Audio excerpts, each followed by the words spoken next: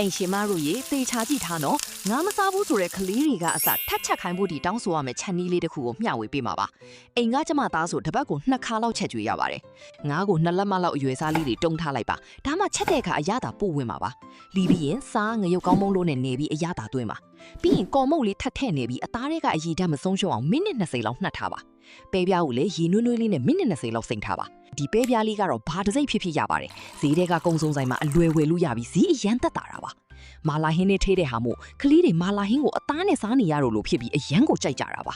စိန်ထားတဲ့တူဟူးရေစိန်ကနူးညံ့ပြီးအာဟာရလည်းရှိပါတယ်တူဟူးရေစိန်ကိုအပိုင်းသေးလေးတွေလှီထားပါ